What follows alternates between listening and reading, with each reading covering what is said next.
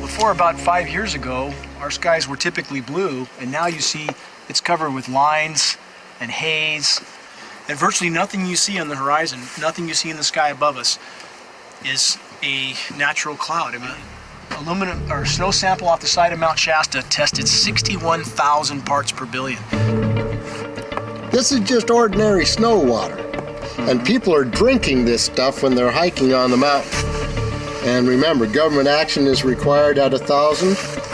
This is 61 times over the government limit, and our hikers are drinking this poisonous water on Mount Shasta Mountain itself. God. Barium, 83. Strontium, 383. And again, we've already seen in 5 years soil pHs in this area that have escalated 10 to 12 times, and we can prove that conclusively. Well, this is not speculation. After several heavy spray days, there was a film that we received form on the surface of the water, and we tested that crust, and it was aluminum and barium. That after a year and a half's accumulation had 375,000 parts per billion of aluminum in it. It's literally toxic. It seems to be an industry that's being built up to milk the taxpayers by undergoing some kind of a giant global spraying program to make all kinds of money on the project, and they don't seem to care really what effect it has. They're not trying to experiment to see if humans can survive it or anything like that. They just want to get this stuff up.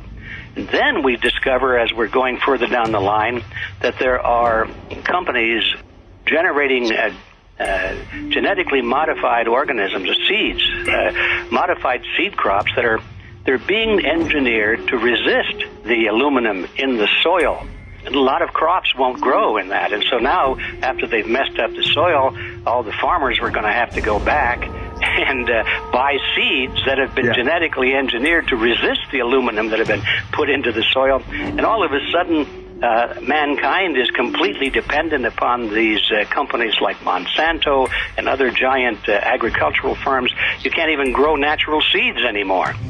In the years that I have been a medical research journalist, I have looked at many, many things, and I found the same three issues in whatever I'm looking at.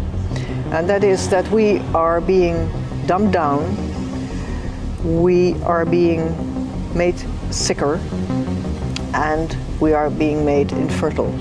And when these people started talking about the need for UN Security Council oversight, a supranational environmental security enforcement with a strong mandate by the UN, you know, it really is clear that they're looking for a global power behind the manipulation of the environment.